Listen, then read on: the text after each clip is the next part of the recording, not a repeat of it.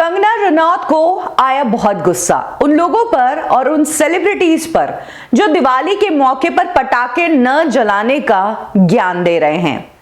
जाहिर सी बात है, इस बार दिवाली के मौके पर क्रैकर्स को बैन किया गया, स्पेशली दिल्ली और मुंबई में। कोविड के चलते जो पोल्यूशन है उसमें पटाखों से पोल्यूशन और ज्यादा नहीं हो और एयर और ज्यादा पोल्यूट नहीं हो, लोगों के लिए ये जो हवा है हार्मफुल नहीं हो, इसीलिए कलेक्टिव ये डिसीजन लिया गया कि इस बार पटाखे नहीं फोड़े जाए। लेकिन इस पर कंगना रनौत की अपनी अलग राय है।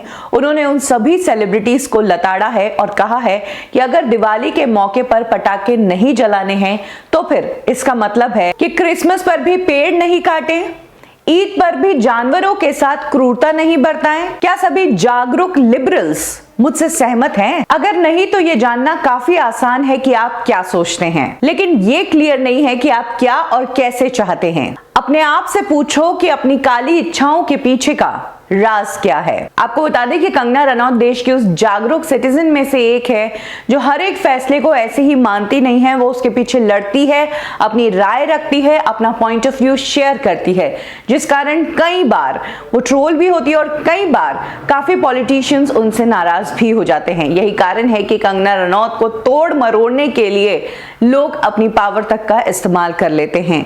लेकिन कंगना रनौत ना रुकी है ना थकी है, वो शुरुआत से आवाज उठाती जा रही है और हर बार उनकी आवाज और जोर से बुलंद होकर आती है। कोई और अगर बॉलीवुड इंडस्ट्री का होता तो शायद अब तक अपना मुंह बंद कर चुका होता।